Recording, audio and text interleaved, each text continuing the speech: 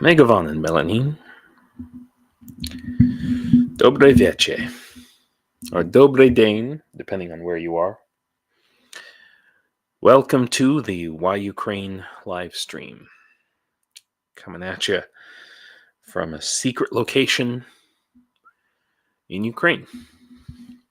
I'm James. I'm an American. I live in Ukraine. I'm not a tourist. I'm not here because of the war. I'm not here to find a woman. I'm not here to,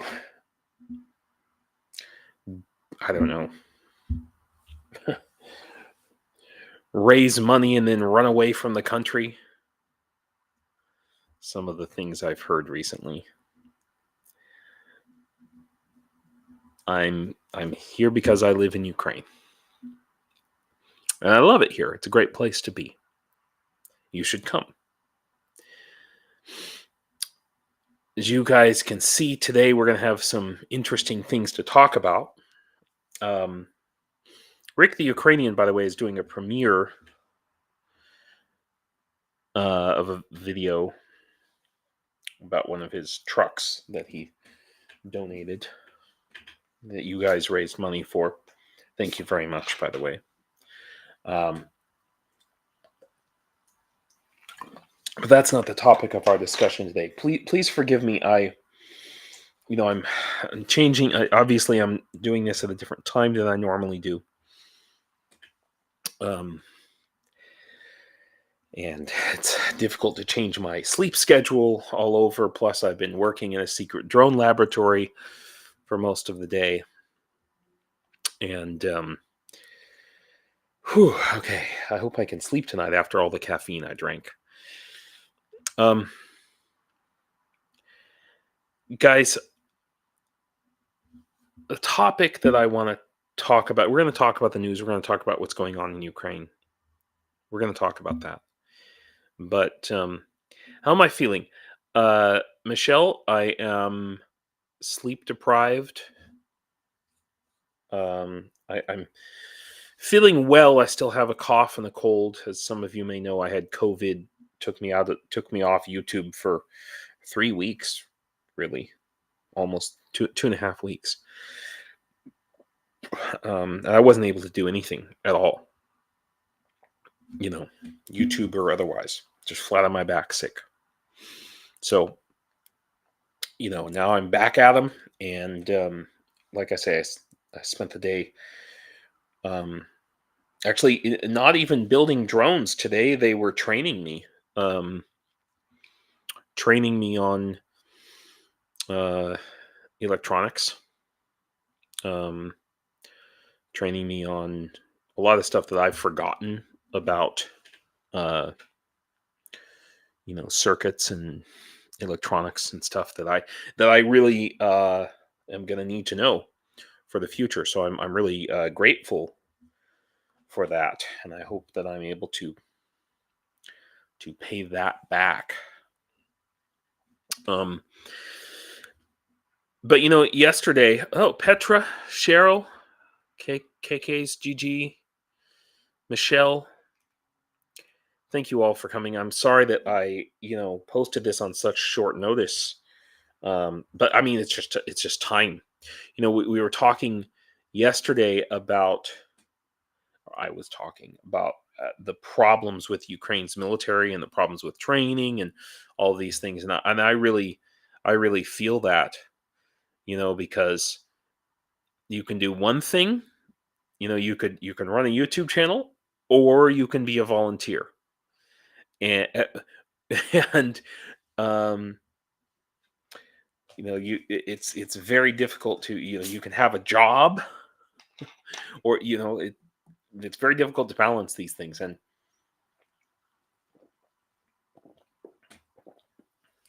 I'm sorry, I'm so dehydrated today.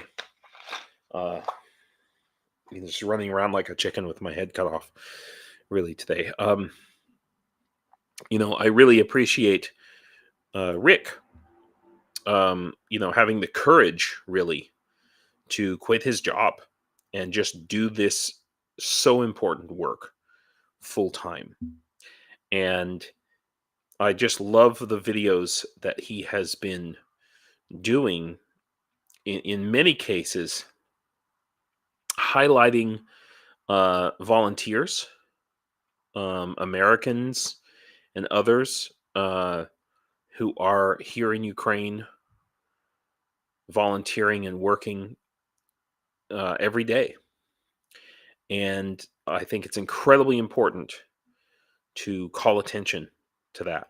And he's not the only one doing it, but I'm bringing it up because I've heard this from some of my viewers and people who I like, but I've heard something similar to this. So I got this message on, I don't know if this was a troll or what have you, but I got this message today, based on my live stream yesterday, which was called American in a Secret Drone Lab in Ukraine.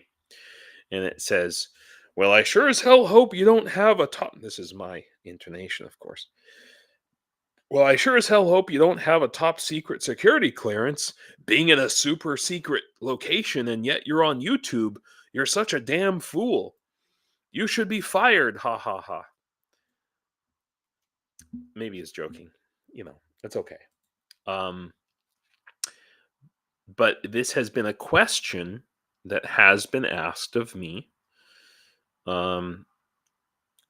several times since I really started kind of coming out on YouTube and trying to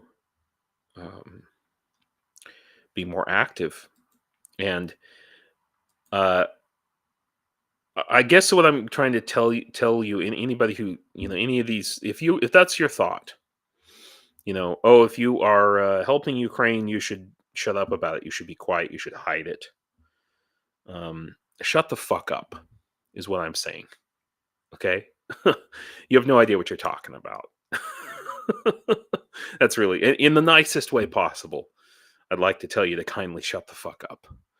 Okay? Because maybe it's the sleep deprivation talking. I'm a bit ranty today.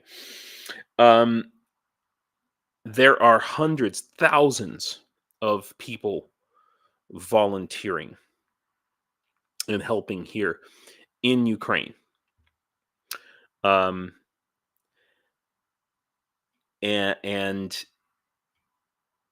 they need a light shined on them. And this is, as much as I love my friends in the International Legion and those who are Americans and Canadians and Brits and everyone else, they're happy to get a big old freaking Ukrainian trident tattooed on their neck or their face or whatever, but showing their face on YouTube or TikTok or Facebook or what have you and saying, I support Ukraine and I'm doing this for Ukraine, they don't want to do that. And I totally understand why. People want their privacy. And there's, the Russians are out there targeting people on YouTube. I get trolls all the time targeting me. But we have to step out there and keep doing it. In fact, and that's why what Rick is doing is just so important. Thanks for coming, Yogi. Keith, thank you for being here. Sally, I'm glad you're here. I'm glad you made it. And I'm gonna try and live stream all this week at this time. So even if I don't have time always to create the event on YouTube, doing that, creating the thumbnail and all of the graphics that go along with that. Sometimes that takes as long as the live stream itself. So, it can take an hour or two sometimes just to create a good thumbnail for a live stream. I mean, Rick's thumbnails, I can just imagine. I don't know, maybe he has some AI generated thing, but there's a reason that he quit his job to do this full time. It's really a lot. So I understand also that that there's a balance. People here in Ukraine they're volunteering their ass off every day, and it's hard to do that and come home and also have a public face. So that's why it's so important to see people like Rick who are shining a light on that. But these things should not be kept secret. Hello, Nikki. Thanks for coming. Um,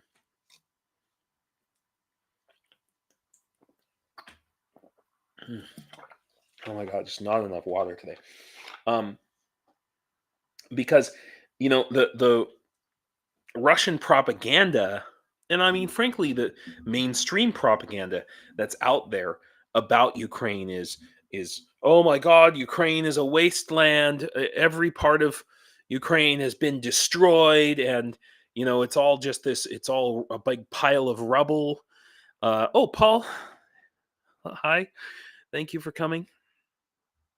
And I mean, it's important. There has to be a balance here because it's important to call attention to the horrible things that are happening in Ukraine. Let's just check and see what if Ukraine is even in the mainstream media news. No, probably not. Probably not. Let's see if maybe we Google Ukraine or look for it here. Ukraine topic. Let's just see. Yeah, it's just pictures of talking heads. Maybe a tank. So the only pictures that people see of Ukraine is explosions and destruction, and so it gives this false impression. Oh, Kaelin Robertson just released Hunted in Kherson. It's like a horror movie. Thank you, Cheryl, for bringing that up. I actually want to see that. Well, kind of, I guess.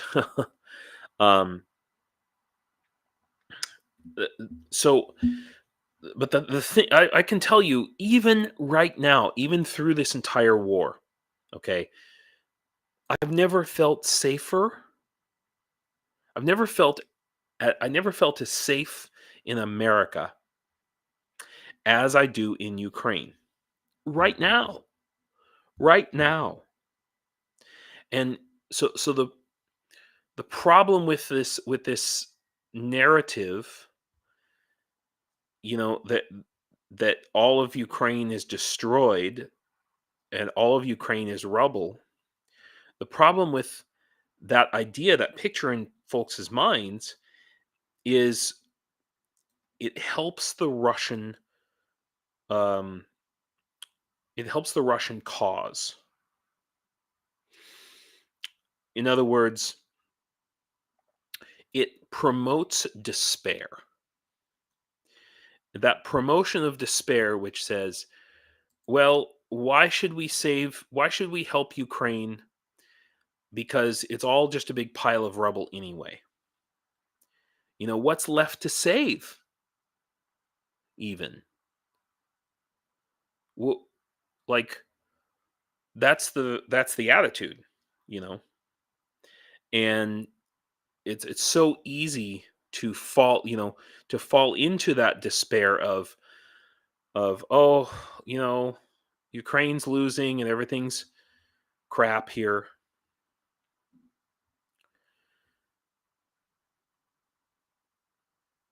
Yogi, yeah, well, you know what, Yogi, that's very interesting. This is a good statement. It is difficult to fathom what it would be like. Fathom, I think you meant fathom, but it's okay. What it would be like on the front lines, but if you have the knowledge and guts for that, showing your face online should be a small thing. Yeah, but I can tell you, I have friends who are, legionnaires who have told me, like, they would rather face 100 Russians than come on my live stream because the idea of going online just makes them sweat. just makes them break out in cold sweats and have freaking panic attacks. And I'm like, really? But it's really true. I mean, that social anxiety is really tough to deal with. I think that every single uh, every single unit in Ukraine, down to the smallest squad, should have its own foreign, maybe American mascot, essentially. You know,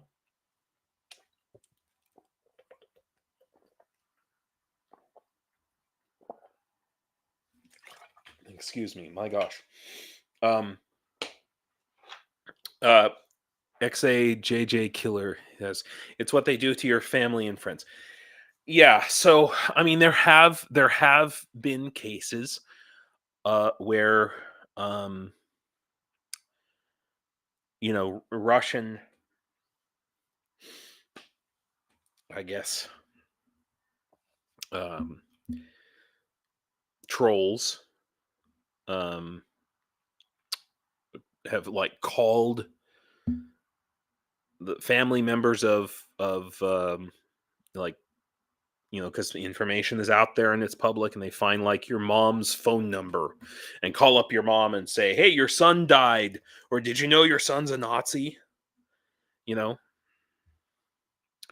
Um, but again, like you said, Yogi, I think it's a small thing. But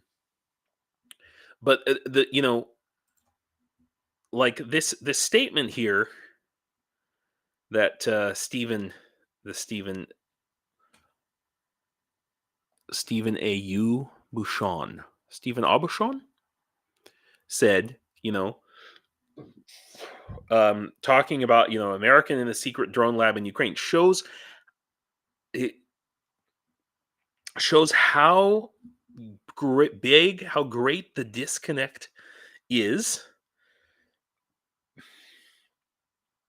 um, for Americans and for most foreigners who have not come here to Ukraine.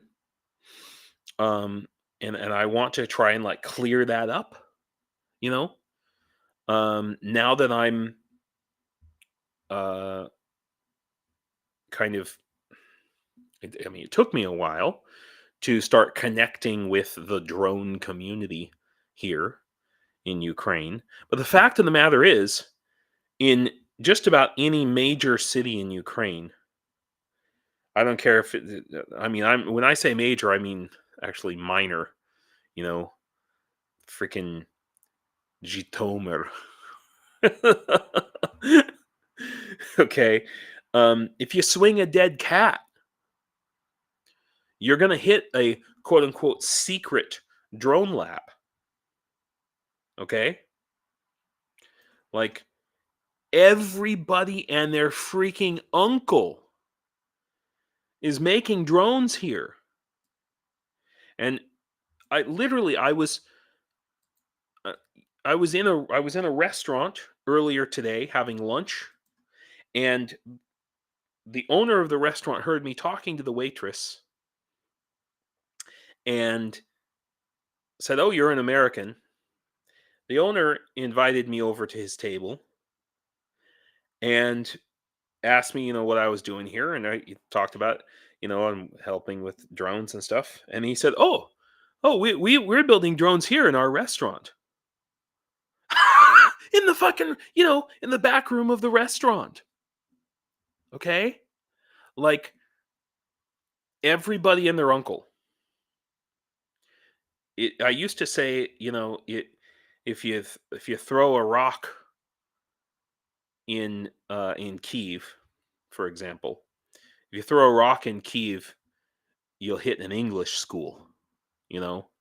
Except now it's a drone lab, and the same thing in Lviv, and the same thing. And like I said, I know people who have drone labs in these towns. And oh, hey, Leathercat, thanks for coming. So yes, it is It is secret. Think about it like this. I would put the secrecy level on the order of your local drug dealer.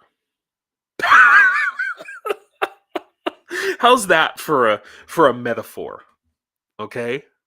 Like, it's not like there's like Russian FSB running around looking for the drone labs in Ukraine.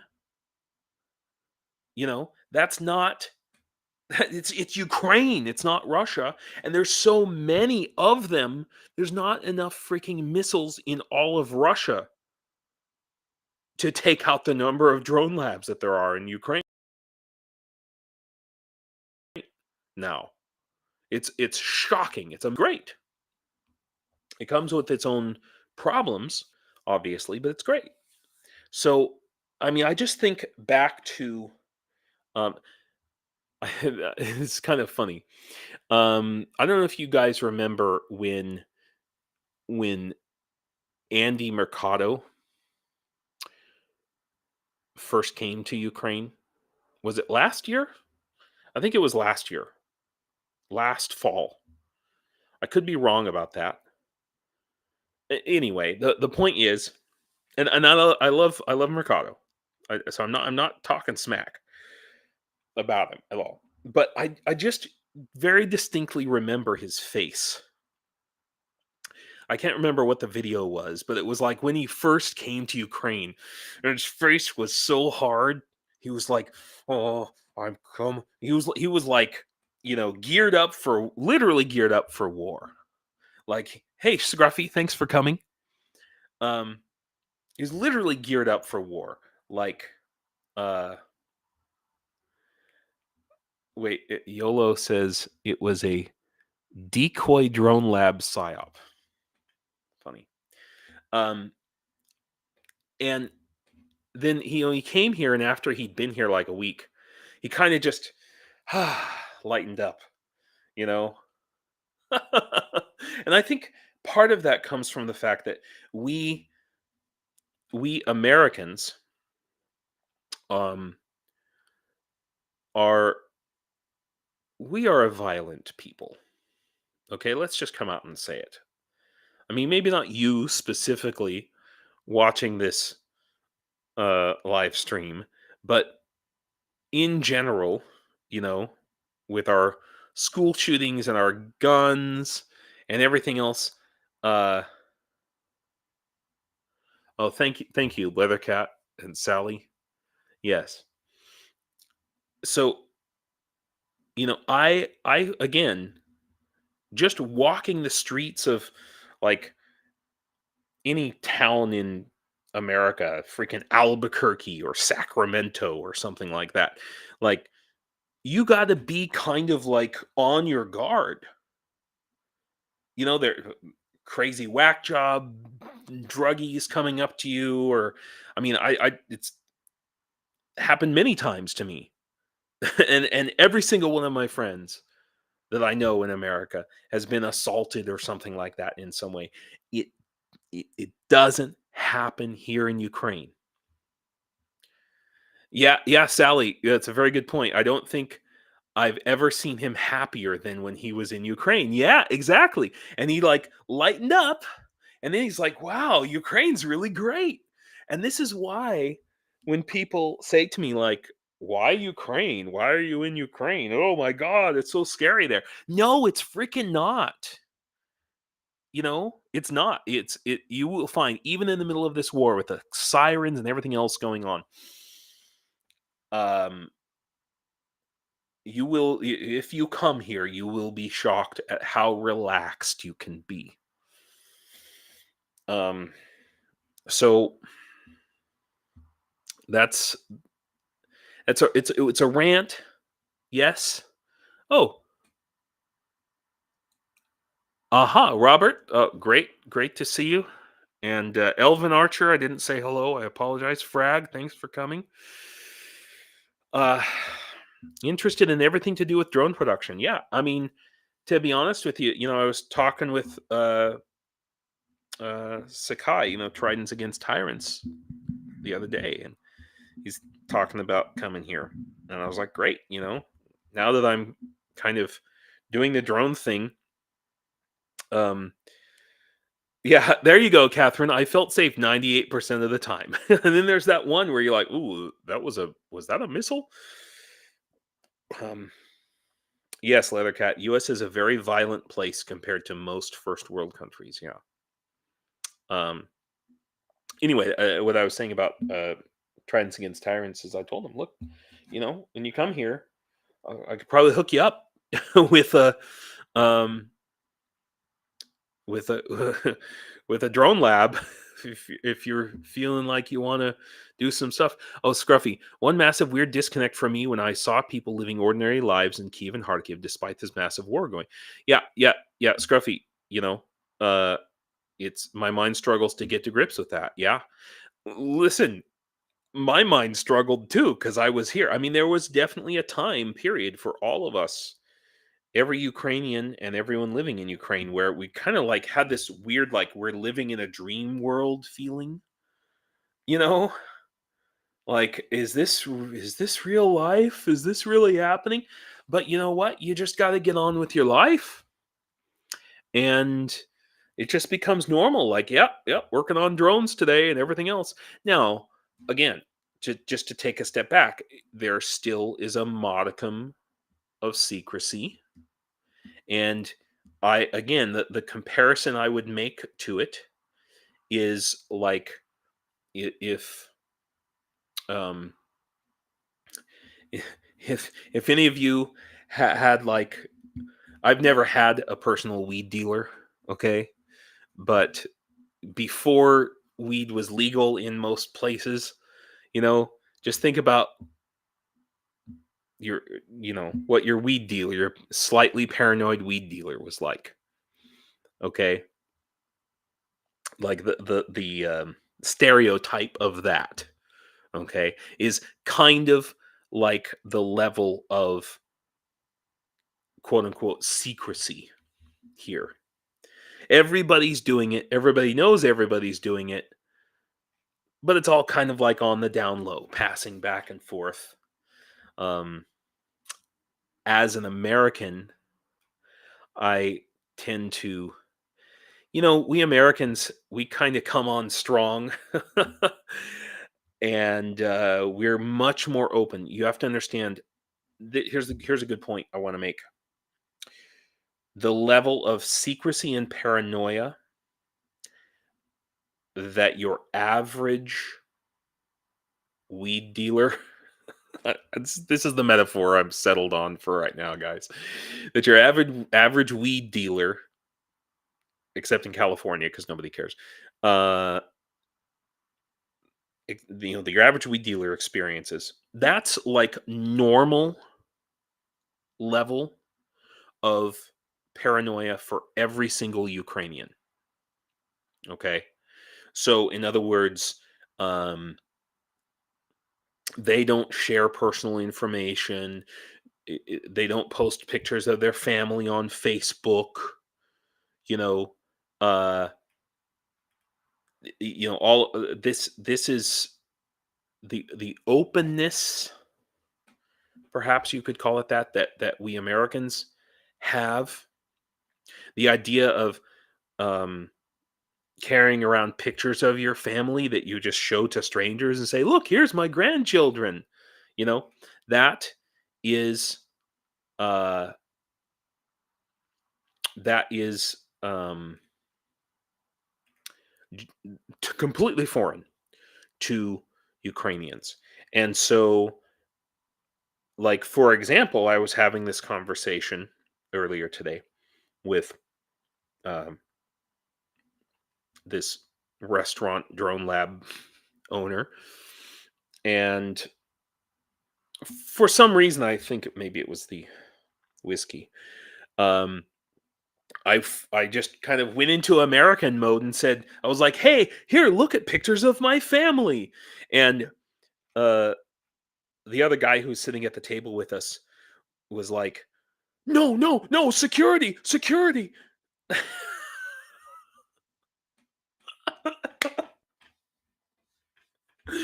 right? Because oh yeah, well, must be a Cali City guy. Yes, yes, yeah. You got me. You got me dead bang. Um, yes, Leathercat. Thank you. So the reason for that is 70 years of Soviet occupation. You know, um, and I want to scroll up for a second because you guys had a lot of really important points. Um, yeah, Cheryl. No, what's happening in Kherson? I totally grok that. And how do I say this? S- No, I can't. All right. I can't talk about that. Yeah, but that is a big deal. Um, yes, friendly reminder: aggressors should never be rewarded with concessions for their misbehavior. If the West let that happen, it will be more costly in the future. Yeah, yeah, and that's this whole peace deal thing. Don't get me started on that right now. Um, Yeah, to be honest, Ukraine appears more safe than many regions in Canada. Yeah, yeah, and yeah, Nikki, you can't be afraid just all the time. Yeah, Elvin Archer, exactly. Folks in the UK used to carry on with life as much as possible during World War II, even if spent the night in shelter during bombings. Yeah, um, Ukraine is what real Americans want the U.S. to be again. Keith says, "Keep help thy neighbor." Yeah, love nature and farming. It's really true, and um I believe that. You know, um, yeah, Leathercat.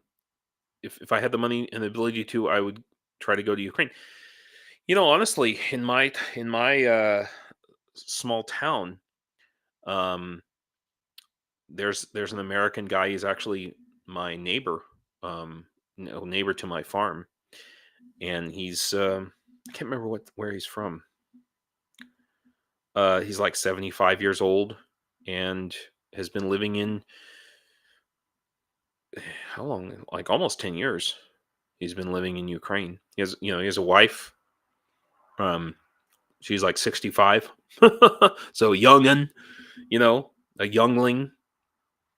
And they have, a little bit of land and he lives a very comfortable life. Um, but yeah, so Cheryl, thank you for bringing attention to that. And thank you for posting the video about Kherson in my, in the Discord. And I will watch it and share it tomorrow.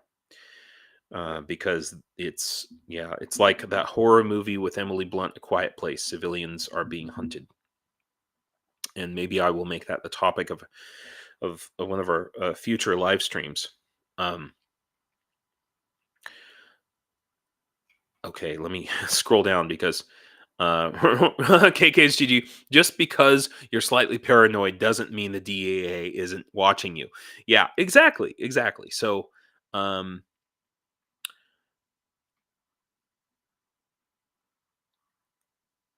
Yeah, Leathercat. Ukraine is literally a miniature of the U.S., the size of Texas, cultural melting pot. Yeah. Um. Wait, you did high school in Sacktown, dude? So did I, man. I'm from Sack.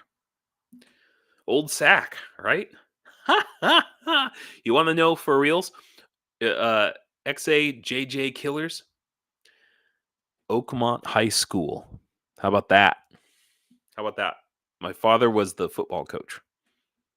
Yeah, I hated football. Hey, Belle, thanks for coming.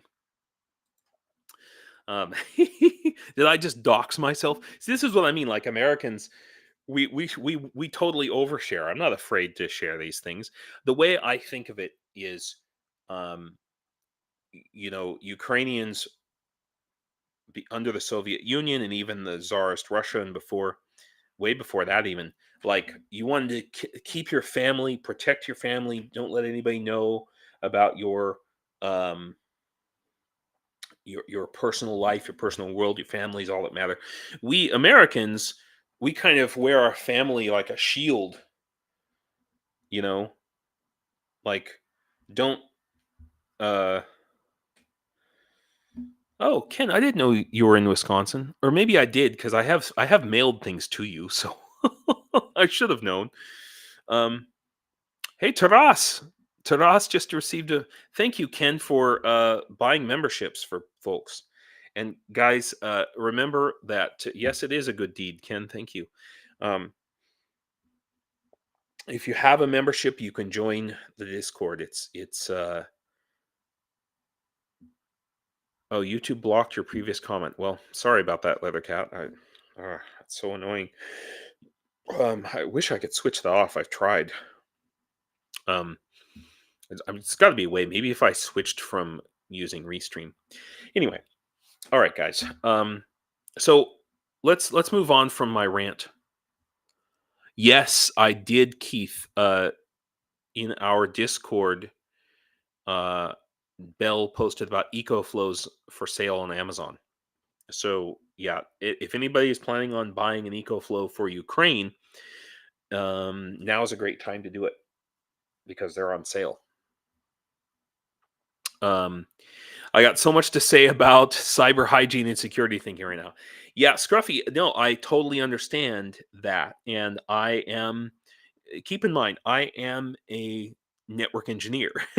Like, I live and breathe that shit upside down and backwards. And so I'm always having to walk this fine line between, um, between, what I can show. And there was a time before I had this YouTube channel, I was very, very strict about even showing my face online, but I realized that there we go. Ta-da! I realized that I had to make a sacrifice. I had to make a sacrifice and put myself out there. And, so I have to be very careful, pick and choose. And recently, how do I say this? I was on the national news in Ukraine, and they used my full, which is great. I mean, it was fine. It was cool, unexpected.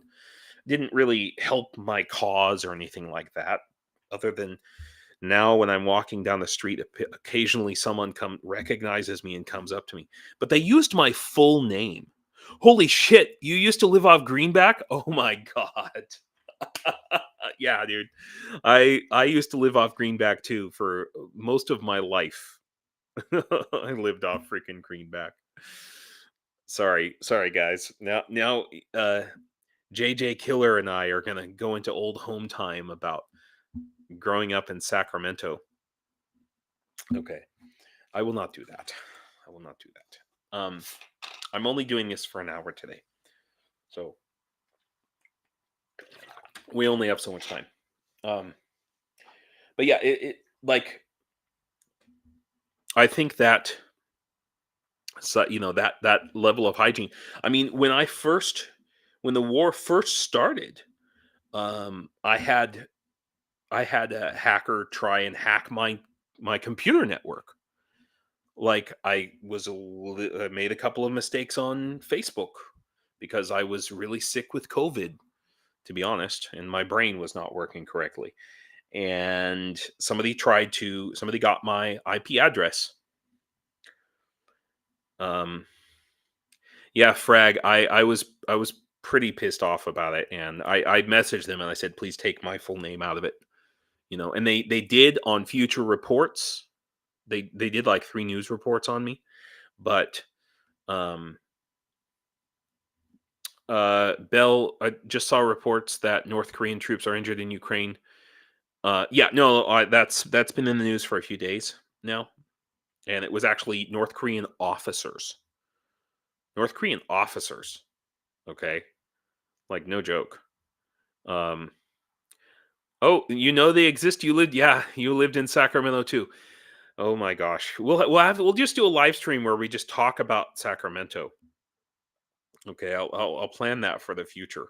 and all of us, Sacktown survivors can come together and talk about how much it sucks. Okay. Yeah, I never even post pictures of myself or talk about anything personal beyond my cats online. Yeah, yeah, and you know, I'm making the sacrifice, putting myself out there, and I totally realize that I'm taking that risk, and especially jarring having people I don't know come up to me and recognizing me and say, "Hey, it's the American," and that happens here. Um, so on the North Koreans, F around and find out, I guess. Yeah. Yeah. So yeah, I mean, and so again, going back to what I was saying about like my friends in the International Legion and things, I understand why they are hesitant and reticent to do things like this. Go on and in fact, Rick just did a video with a friend of mine from the International Legion right here, Sphinx. And Sphinx, as you can see, is wearing the balaclava there, you know. And I understand why he does it. I don't think it's necessary. I just don't. I just don't. I mean, the there's so many soldiers wearing balaclavas in the Ukraine military, and especially international legionnaires. Uh, and I just disagree. I disagree with it. I used to be all for it, and I was like, yeah, we should all be wearing balaclavas, and now I'm not. I'm no longer in favor of that at all. And I understand Sphinx is my friend. I understand why he's doing it because of security, but um, those of us who are here in Ukraine, risking our lives for Ukraine, like, you should be showing your face. That's my personal opinion. And I understand if you disagree, but we can argue about it if you want. But you should be showing your face. You should be a freaking mascot saying, hey, I'm from this country and I support Ukraine and I'm willing to put my life and my face and my reputation on the line for Ukraine. Okay. Uh, anyway, that's my rant. That's my personal opinion. And I want to move on. Because I'm only gonna. Oh my god, I've drank so much caffeine to be able to do this live stream, and now like I'm gonna finish, and then I'm going to be awake for like 6 hours. Great. Oh yes, Cheryl. Putin received warm birthday wishes. um.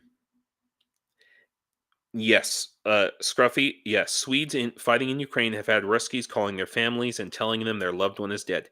Absolutely, and that has happened to Americans, and that has happened to my friends. Um, and I just think that that's a risk that you're going to have to take. Like, it's such a small risk. Like, just tell your family, hey, you're going to get phone. I've told my family, I said, hey, you're going to get phone calls from Russians, and they're going to say that I'm dead or something else like that, or that I'm a Nazi or something, and just don't listen to them. Again, my opinion has changed over the past year. Thank you. Yes, they exist. This is good reasoning. Bad countries should be ashamed and fearful, not the good countries. Bad people should be ashamed and fearful. They should be the ones hiding their faces, not us. We should be holding up a big freaking middle finger to Russia saying, fine, call my mom. Oh, okay. KKSGG says, wait, don't most mascots wear costumes? Are you not showing their faces? Okay. Fair enough. Cheryl, you got notified on at least 4 Discord channels of me? Okay, that's good, because that I did that just right before the live stream because I realized I hadn't. Yeah, Elvin Archer. Yeah, it's absolutely the case. Not just Swedish, but Americans, everybody, and they get doxxed, and the Russians are just doing this, you know. But what we can't let them. We can't let that tactic be successful. Um, and I understand there's complexities to it. All right, enough. I want to move on. Um, Leathercat. I'm just a very introverted and private person in general. Oh, you mean, are you Ukrainian? Oh, okay. All right, I'll shut up now. So I want to talk about this article. Now this is an article from September 24th, so I understand it's a little bit older. Please remember, I've been freaking flat on my back sick, so I've got a lot of catching up to do, and I understand there's a lot of big news coming out. But this interview, I think a lot of people, um, missed it. And I want to wait. Is this the okay? I hope this is the full interview. Please tell me this is the full interview. No. Come on. I had the link for this. Okay, yeah. Oh, thank God. All right. I highly recommend you guys go and check out this article.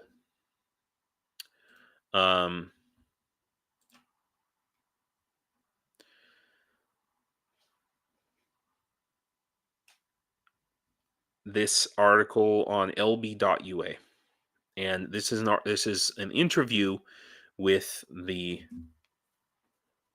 Ukrainian defense minister, the newest. He's been in his position for what, more than a year now. He was the successor to Reznikov, and when he was appointed, I was bigly in favor. I mean, not that Reznikov. I didn't think I thought Reznikov got done a little dirty. The previous defense minister, I think he was accused of corruption when he shouldn't have been. And I might go over an hour here, guys, because I really want to talk about this interview. Damn, I've drank so much water, so I'm so dehydrated, but then I have to pee. Damn it. Okay. I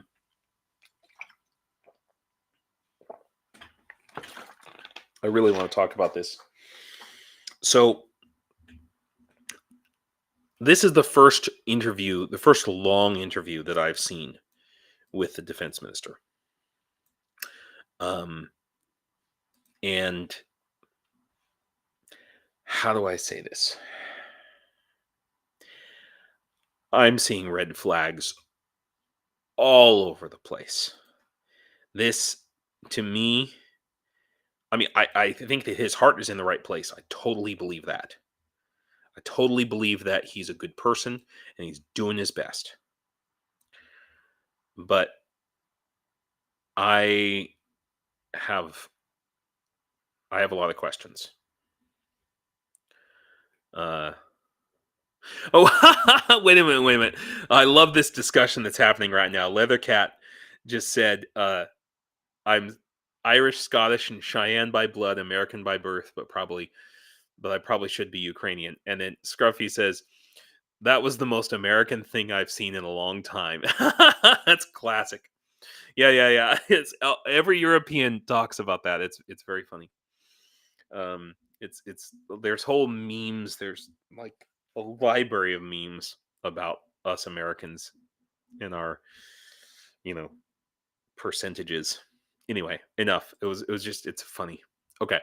But yeah, this is really super concerning to me, everybody. And Um, you know,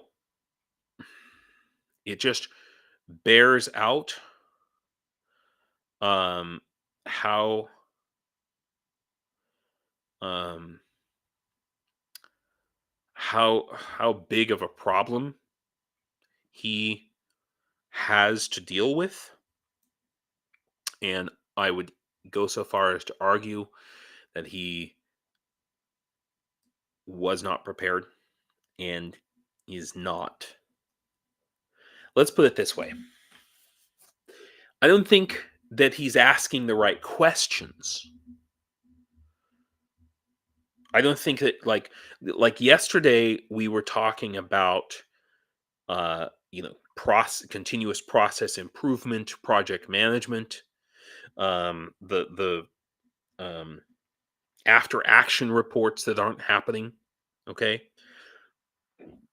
By the way, Yogi, um wait, Albuquerque. Wait a minute. Are you from Sac and Albuquerque? Because you're talking about, because I'm from Sac and Albuquerque too. That's why I'm asking. That's wild if that's the case. Holy crap. Okay. Like in Albuquerque, I asked the smoke shop where to find weed. They sent me to the university to look further. When I came back empty, they said, "Sure, be here after closing." Yeah, yeah, yeah. I know exactly what you're talking about. I know the smoke shop. Yeah. So okay. So new defense minister. I'm Cheryl. New defense minister in the last year and a half. Okay. That's what I mean when I say new. Um,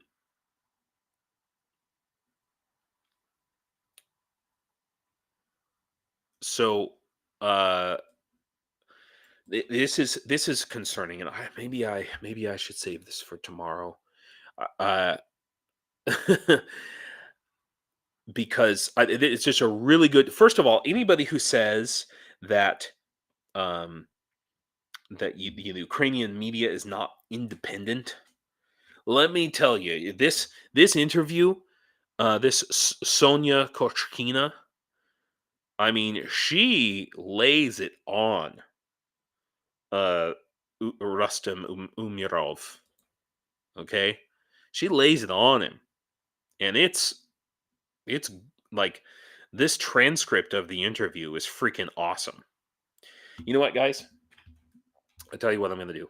I think I'm going to pause for the cause for a second, because I think I'm going to do a longer live stream today. I think I'm going to go for at least another half an hour, and if I don't pee, then there's going to be a mess on the bed. So I will let you guys look at Rustem Umerov for a minute, and I'll be back in week, because we've got. I just here. I'm going to copy this again. This link, and I'd like everybody who can to take a look at this article, because I think it's just incredibly, incredibly important. All right, I'll be right back.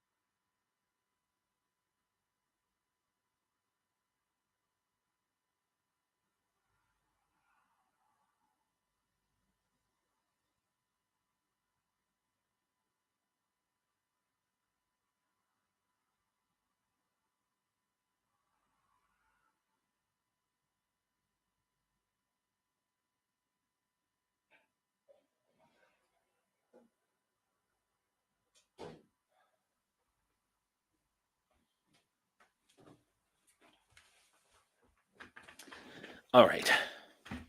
Ah. Yes, it is in Ukrainian. That's right, and you have to translate it.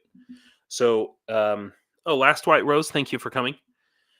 So, all right. So, if you guys don't know how to do that, um, like, so you can go up here if you're in Google Chrome, and you click on the three little dots, and you go down to translate. Okay. So it comes up. It's in Ukrainian, and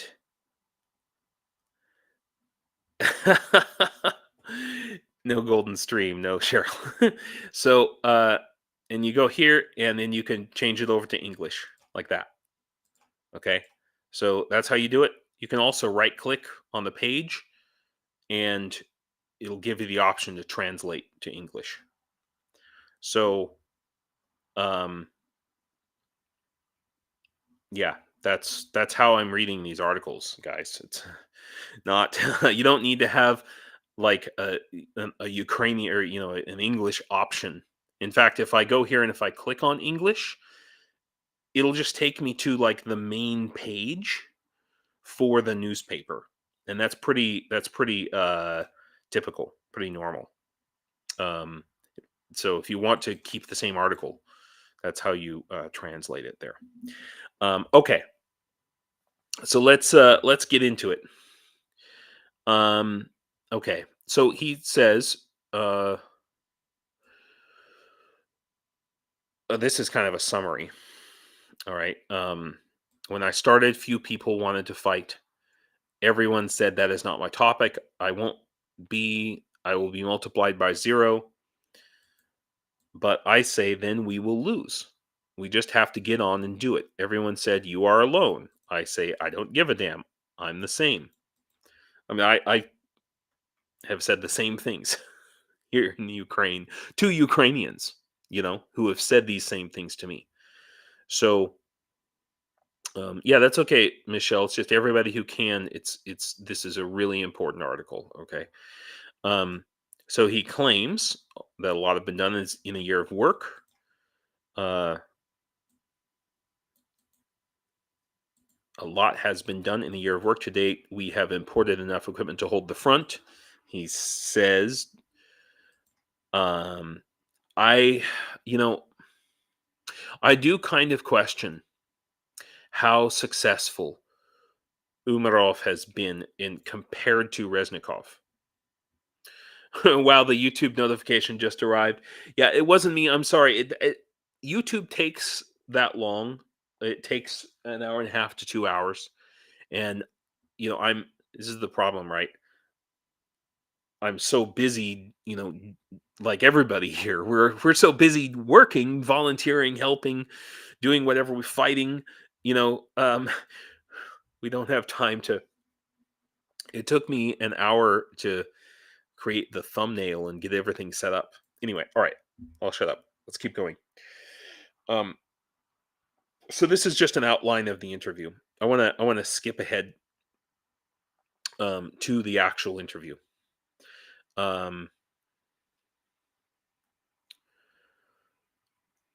So this is the question. 3 main achievements and 3 main failures or underperformance during this time, just briefly. And he says, when I first arrived, I saw that the ministry was being talked about as unsustainable, which is in chaos, does nothing. And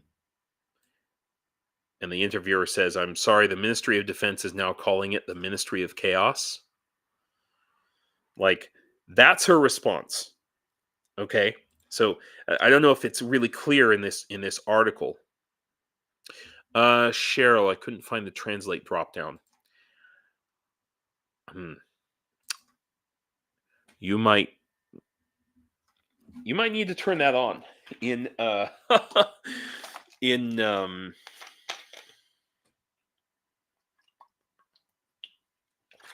maybe it's not enabled by default.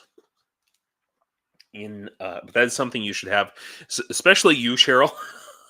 You know what? My gosh, I don't think I can do it today, but in future, I need to go back through the steps, and I will spend some time on a live stream in the future, maybe this week, showing you and everyone else how to set up so you have that automatic translation option. Because those of you who are interested in these subjects, who, maybe you would like to be able to read articles directly from the Ukrainian or translated from the Ukrainian, I think it would be worthwhile to you to have that option. And I may be remembering incorrectly, but I think that perhaps it is not enabled by default in Google Chrome. It has to be enabled. So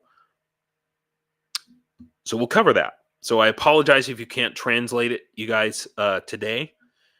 Just try and follow along. But so this is like, okay, so the interviewers' statements are in bold here, and the answers from Rustem Umerov are in not bold, regular.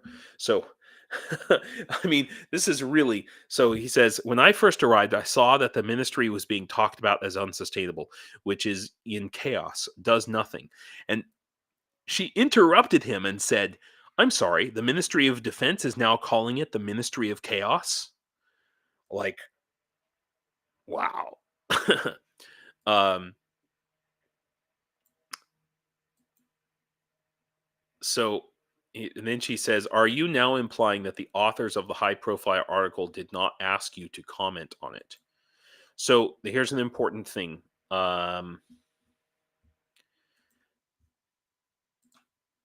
Yeah, I think it's this article here. So, this, on Pravda, and this article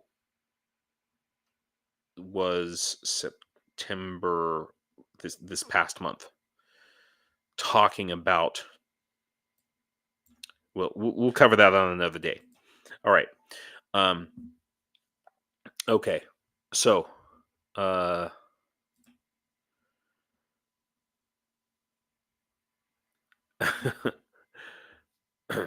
you can also get a browser extension for it, Frag. That's true. Okay.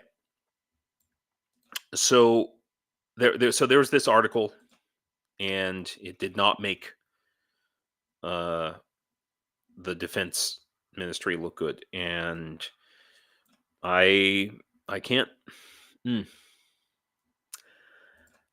can't argue, you know.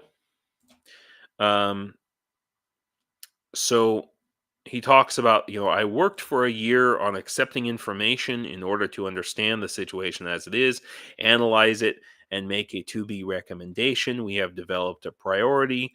The first point is planning. For this, you need clear goals. We have done planning, strategic, operational. He's, I hate to say it, but he's kind of making excuses a little bit, and it's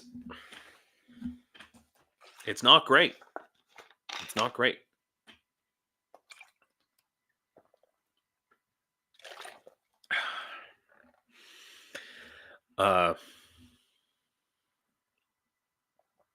So the questions, the things he's presenting here don't show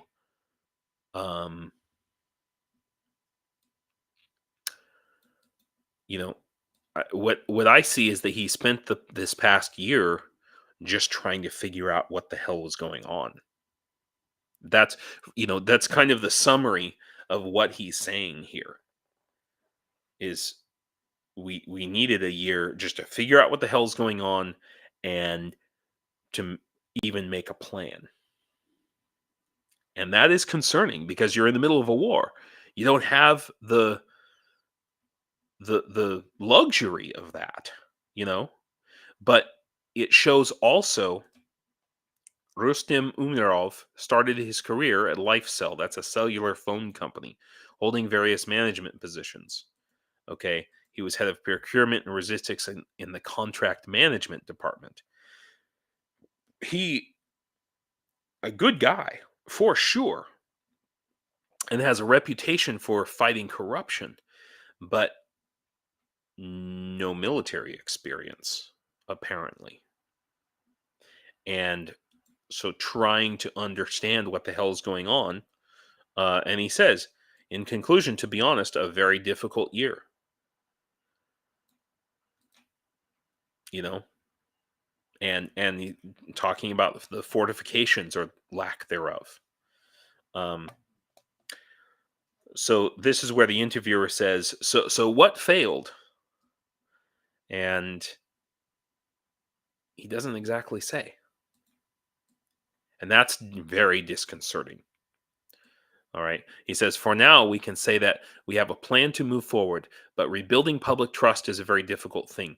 On the one hand, we must be present so that society understands us. On the other hand, we limited ourselves so that no one knew what and how it was done, so that the enemy would not take advantage of it.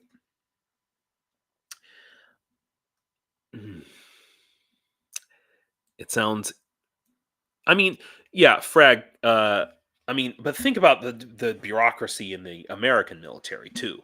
You know, it's notorious, right? It's notorious. So, I mean, let's keep a balanced viewpoint here. Um, but it's disconcerting. Petra, thank you for coming, and I totally understand you have to go to bed. I should be going to bed. I just drank way too much caffeine, so now I'm up. Thanks for coming, Ken. Okay.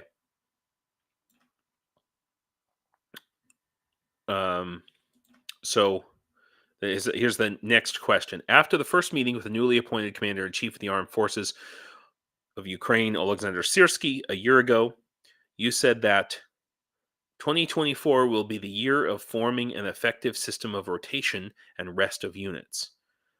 Perhaps you have a different assessment, but most of the military agree that this system still does not exist. It is not built, and why? Yeah, that's absolutely right. And he says it may be imperfect, but it exists at all levels. Now we are systemically working on it. We look at how a person enters the perimeter after mobilization, how we prepare him. Previously, we concentrated on quantitative parameters, but we need qualitative ones. Like, what kind of a statement is that? You know? Uh, Frag, yeah, but would you publicly attack Sirsky, etc., if you found out stuff that's going wrong? Well, I mean, look, a lot. I'm bringing up this article just to show you that a lot of Ukrainians are being critical of the military. Don't anybody who tells you that Ukrainians are somehow afraid to talk smack about the military command. Oh no, no. Well, let me tell you quite the opposite. Uh, Shit, I've had conversations just in the last 24 hours from military personnel and civilians alike. But think about it this way: Zelensky is not a military guy. You know, he knows every Ukrainian knows that the military needs to be reformed, except maybe the people actually in the military. Yes, thank you, Scruffy. This is really a very good point, and thank you for keeping me on task. That is an indication on how Russian the Ukrainian system was. Western military aims to have troops in the combat zone for 48 hours, and then they get 24 hours rest if possible. Obviously, yeah, and this is kind of a carryover from my discussion last night about this transition that's necessarily happening in the Ukrainian military from the Russian model. Cheryl, isn't critical the Ukrainian default setting? I mean, now, yeah. I would say that lack of planning is Lack of planning is a problem with the Ukrainian mindset in general. The idea of making a long-term plan is foreign uh, culturally here because of the history of upheaval, because of the 90s is what the average Ukrainian would say, because of the 90s. I think it goes deeper than that. Um, so this is a very important point here that the interviewer asks. She says, if people are mobilizing somewhere now, the last place they want to go voluntarily is the infantry. Formally, everyone is pulled, mobilized, quote unquote. That's pulled, drafted. I think that's a translation of drafted. Formally, everyone is drafted into the staff, including employees of the deep rear. And in fact, there are cases where 20 to 30 people out of 100 are fighting. I think she means like in a given infantry unit. So that's a problem where nobody wants to be in the infantry for obvious reasons, because it's a lack of trust of the command. And I think that I just, now looking back, I have to say that I think that replacing, I think that Zelensky replaced Reznikov, frankly, because he wasn't making changes with the corruption in the Ukrainian military, and that was the indication at the time. And he wanted to bring in somebody who was going to clear up that corruption. But that person, Umarov, before you can clear up the corruption, you have to understand what the hell is going on. You have to have an understanding of even the structure. And his language here that he uses, where he talks about quantitative versus qualitative, like that's the language of a statistician. That's the language of someone who works with like spreadsheets and graphs. It's not the language of someone who has real military experience. And it's concerning.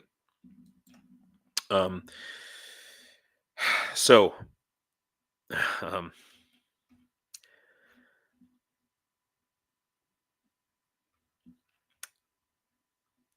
here's a very good point that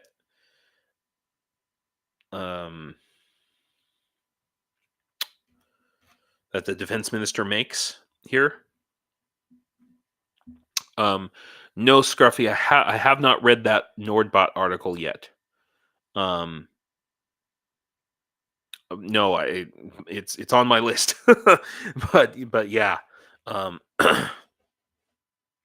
yeah, it's a real problem. It's a whole cultural change that needs to happen, and I have some ideas about that, and hopefully I can get to that. So then this talks about the trust between the Ministry of Defense and the Verkhovna Rada, which is the parliament, the Congress, the legislature of Ukraine, where the Verkhovna Rada has said, yeah, Levicat. I mean, I agree. Quality over quantity, better soldiers versus meat waves. I agree with you. I understand, but I don't think that he knows what the solution to these problems is yet. I think he's just now getting to the point of figuring out what the problems are. Just barely now in a year. That's the impression that I'm getting from this article, you know? And I've been really thinking about what Ukrainians, especially Ukrainian men, have been saying to me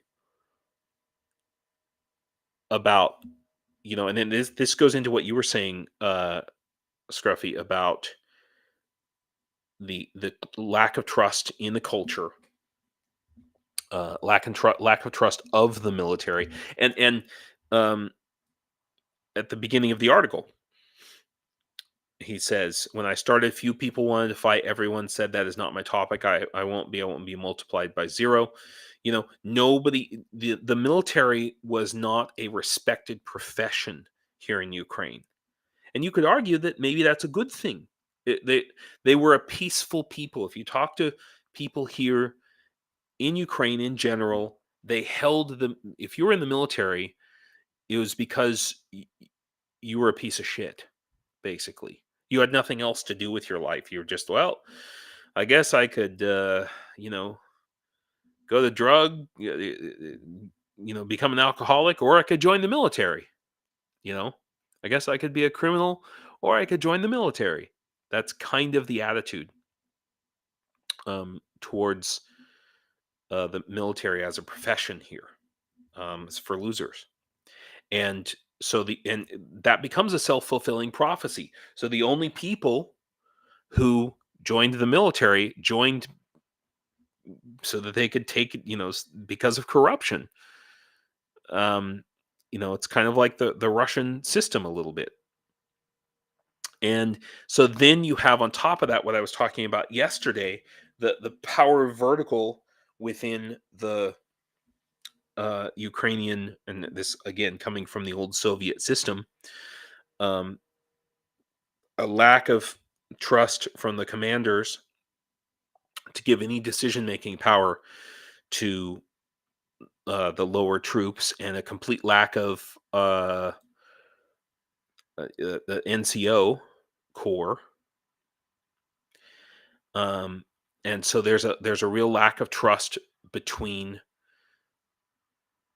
the soldiers on the ground and the commanding officers.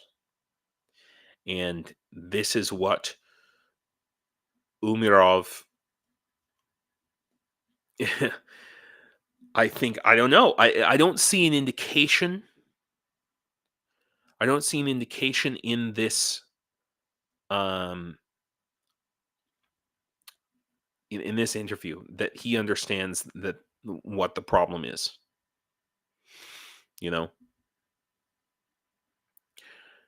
I don't see that. And yeah, so on top of that, Frag, there's a lack of training and equipment and ammo. Um, I've been thinking about this myself. I mean, obviously, I don't have a solution, but I don't like to just complain and point fingers and say, "Oh, this guy's the problem," or "This guy's the problem." That's not right.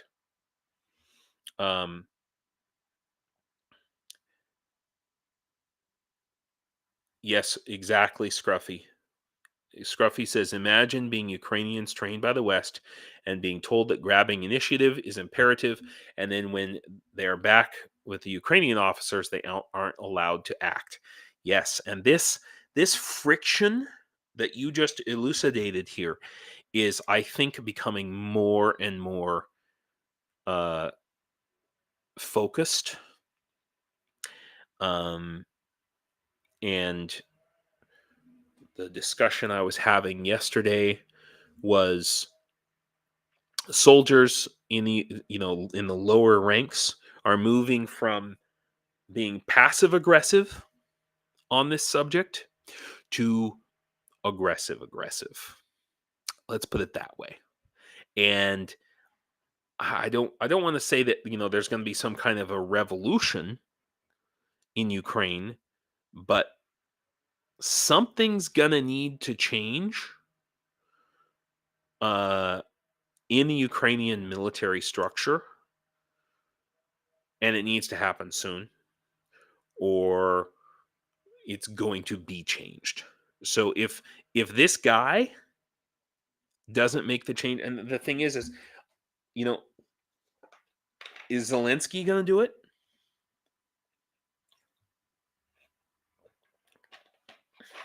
Who's gonna do it? Um,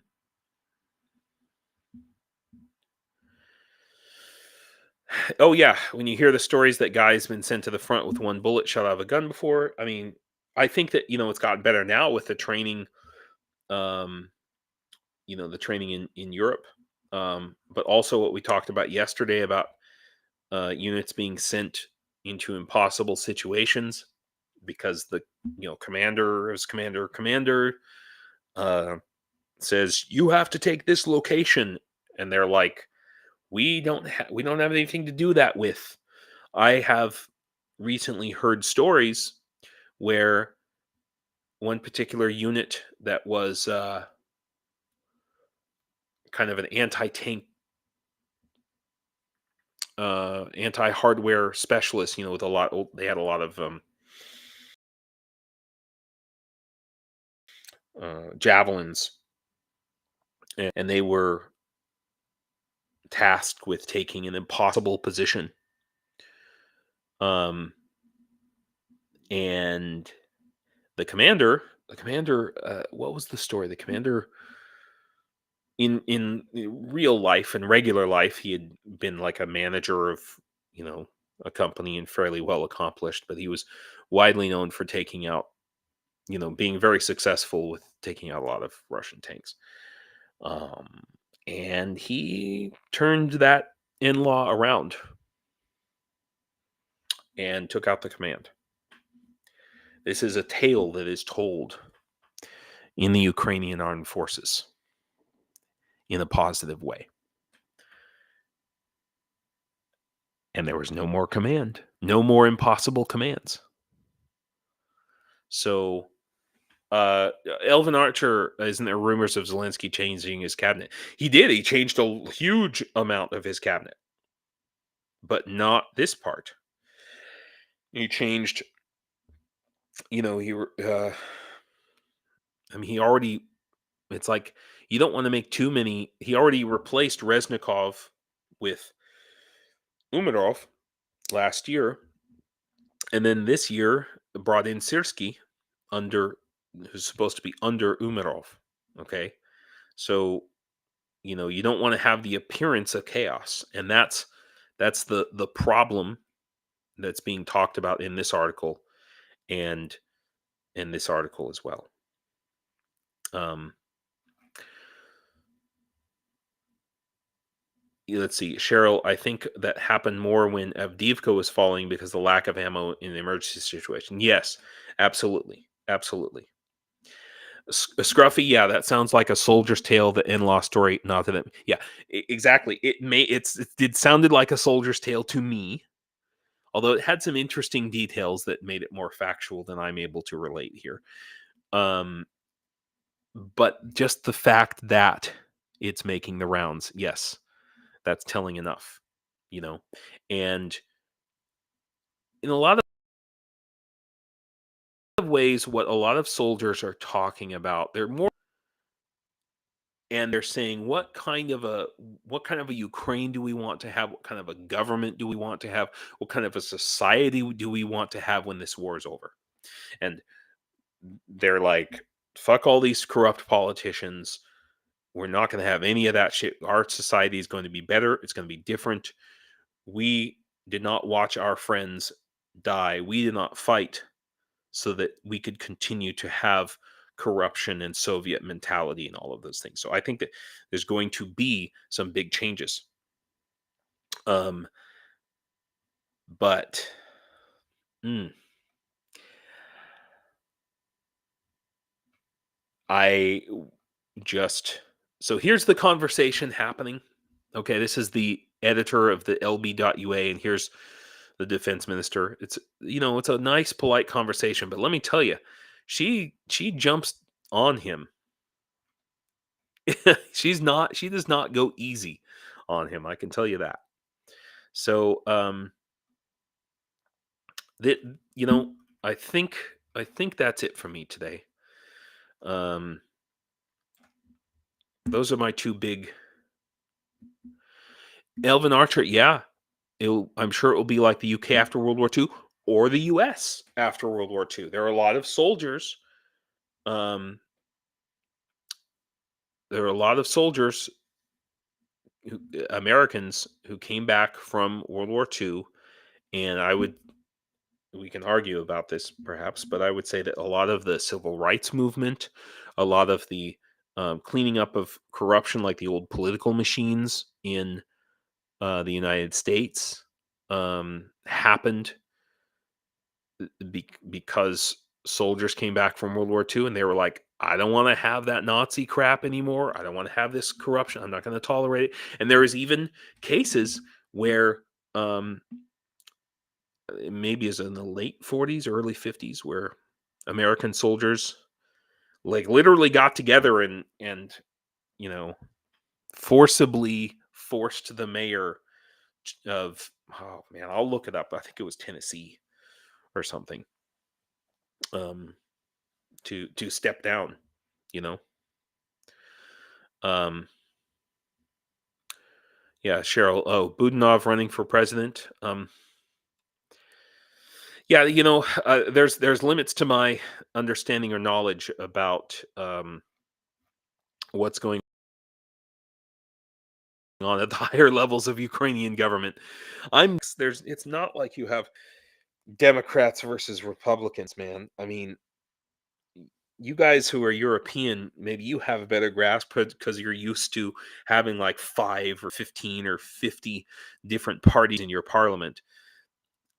We Americans, we're not used to that shit. Although I'm not saying it's bad. I think it's actually better in many ways, a better system. But it's tough to wrap my brain around, you know?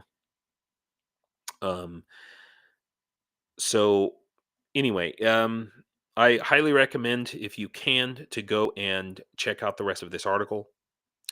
And also this article from Ukrainska Pravda, which is the original article that he's responding to. And that is all today, guys. I think I've reached the limit of my caffeine. Thank you all for coming.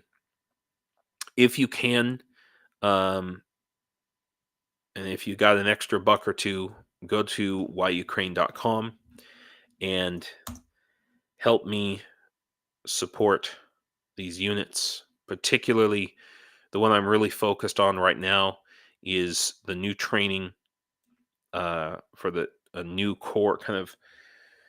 Basically, there's some folks within the International Legion. There's a unit that is being reformulated, okay, and necessarily so because there aren't any of them left, you know. But I guess the positive, the silver lining of that dark cloud is that those who are left are trying to um, do it the right way and kind of, create a core within the International Legion that is not dysfunctional, that has good training, and that can be a model for other units and ultimately the International Legion in its entirety. So if you want to support that happening, this is just the most basic of basic stuff that they need. I'm talking about whiteboards, dry erase markers, some training drones, and a chair for the head trainer because he has one leg. All right. So if you guys can help with that, it would be really awesome. Thank you. Do побачення. Доброй ночи, as we say here. It means good night.